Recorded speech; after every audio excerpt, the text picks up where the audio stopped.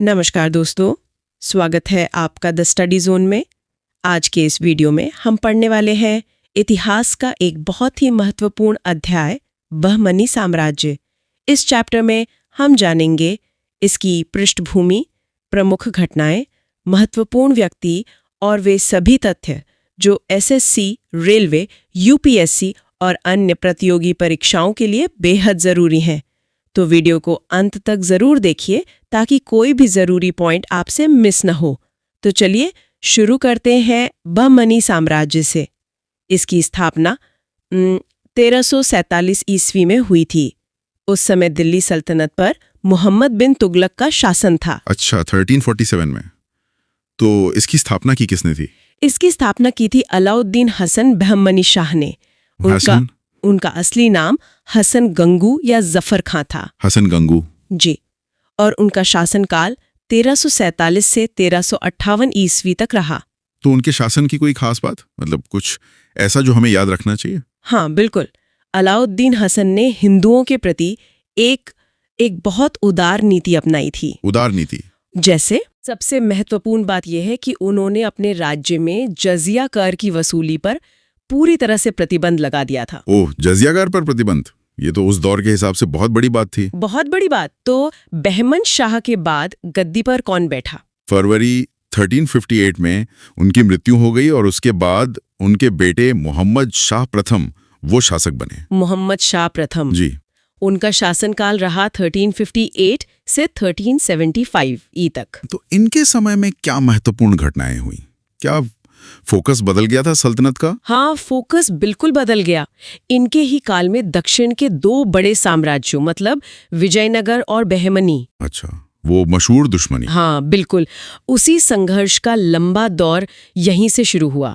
मोहम्मद शाह प्रथम का तो आप समझिए कि पूरा जीवन विजयनगर और वारंगल के साथ युद्धों में ही बीत गया। तो मतलब डिप्लोमेसी से ज्यादा आप जोर लड़ाई पर था। जी। लेकिन युद्ध के अलावा क्या उन्होंने प्रशासन में भी कोई योगदान दिया? हाँ, ये एक बहुत अच्छा सवाल है। असल में उनका सबसे बड़ा योगदान बहमनी साम्राज्य की प्रशासनिक व्यवस्था को एक ढांचा देना था। एक स्ट्रक्चर देना। बिल्कुल। उन्होंने राज्य को 4 प्रांतों में बांटा जिन्हें तरफ या अतराफ कहा जाता था। तरफ, ये कौन-कौन से थे? ये 4 प्रांत थे: गुलबर्गा, दौलताबाद, बरार और बीदर। हर प्रांत का एक प्रांतीयाध्यक्ष होता था और उसके लिए अपनी सेना रखना अनिवार्य था। ये तो बहुत व्यवस्थित तरीका था, मतलब एक तरह से डिसेंट्रलाइज्ड मिलिट्री सिस्टम था। सही समझे।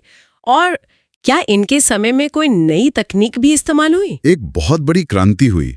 इन्हीं के शासनकाल में पहली बार युद्ध में बारूद का प्रयोग हुआ। बारूद? हाँ, बारूद। और इसने रक्षा संगठन को, मतलब डिफेंस स्ट्रक्चर को पूरी तरह से बदल कर रख दिया। जाहिर है, इससे तो उन्हें एक बहुत बड़ी बढ़त मिल गई होगी अपने दुश्मनों पर। बिल्कुल।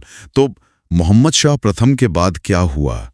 क्या साम्राज्य ऐसे ही मजबूत बना रहा? नहीं, यहीं पर कहानी में एक मोड़ आता है। 1375 में उनकी मृत्यु के बाद अगले 22 वर्षों में एक अस्थिरता का दौर आया। 22 साल? ये तो काफी लंबा समय है। हाँ, इस दौरान कुल 5 सुल्तान गद्दी पर बैठे। 5 सुल्तान? कौन-कौन? अलाउद्दीन मोहम्मद, दाऊद मोहम्मद शाह द्वितीय, गयासुद्दीन और शमशुद्दीन दाऊद। इनका शासनकाल बहमनी इतिहास में कोई विशेष महत्व नहीं रखता। मतलब एक तरह से राजनीतिक संकट का दौर था। बिल्कुल। तो इस अस्थिरता को किसने समाप्त किया? अगला महत्वपूर्ण शासक कौन था? अगला महत्वपूर्ण शासक था ताजुद्दीन फिरोज शाह, जिसने 1397 से 1422 ईस्वी तक शासन किया। ताजुद्दीन फिरोज शाह। तो फिरोज शाह की क्या उपलब्धियां थीं? वो एक बहुत कुशल योद्धा था। उसने खेरला के शासक नरसिंह राय को हराकर बरार का प्रांत जीता। बरार का प्रांत? जी। और साथ ही उसने विजयनगर के शक्तिशाली शासक देवराय प्रथम को भी पराजित किया और उन्हें संधि करने के लिए मजबूर कर दिया। तो ये एक बड़ी जीत थी। पर क्या वो सिर्फ एक योद्धा ही था? नहीं, बिल्कुल नहीं। वो कला प्रेमी और एक बेहतरीन सुलेखक भी था। अच्छा। और सबसे दिलचस्प बात, उसे कई भाषाएं आती थीं। अरबी, फारसी, तुर्की के अलावा तेलुगु, मराठी और मलयालम का भी अच्छा ज्ञान था। ये तो बहुत असाधारण बात है ना? और उन्होंने भीमा नदी के तट पर फिरोजाबाद शहर की स्थापना भी की। फिरोजाबाद? तो फिरोज शाह के बाद कौन आया? उनके बाद शिहाबुद्दीन अहमद प्रथम ने 1422 से 1436 ईस्वी तक शासन किया। उन्होंने एक बहुत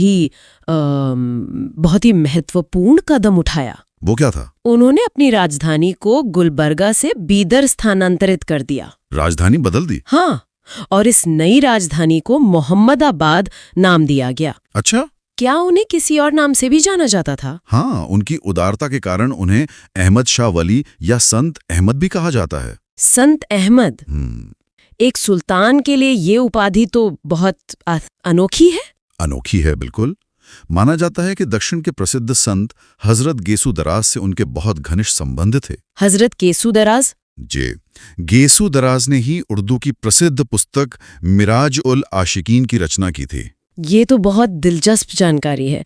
और शहाबुद्दीन अहमद के बाद? उनके बाद उनके पुत्र अलाउद्दीन अहमद द्वितीय ने 1436 से 1458 ईस्वी तक शासन किया। अलाउद्दीन अहमद द्वितीय? हाँ, वो भी अपने पिता की तरह योग्य और विद्वान था, लेकिन उसका पूरा शासनकाल तेलंगाना, गुजरात, खानदेश, विजयनगर, मालवा और उड़ीसा के साथ युद्धों में ही बीत गया। मतलब एक साथ इतने सारे मोर्चों पर जंग? जी।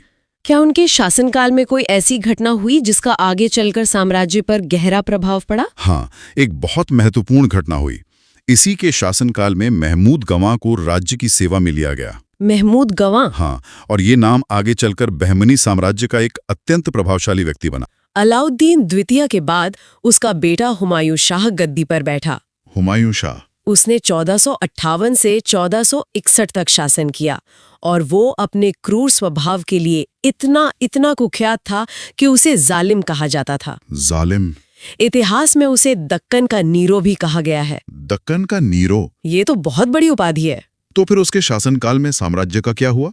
क्या कोई सफलता मिली? देखिए, हुमायूं शाह के शासनकाल की जो भी सफलताएं थीं, उनका श्रेय असल में उसके एक बहुत योग्य सेनानायक महमूद गवां को जाता है। महमूद गवां? असल में हुमायूं के बाद जब उसका छोटा बेटा निजामुद्दीन अहमद तृतीय गद्दी पर बैठा, तब तो प्रधानमंत्री के तौर पर महमूद गवां का ही पूरे राज्य पर नियंत्रण था। तो इसका मतलब असली शक्ति महमूद गवां के हाथों में थी।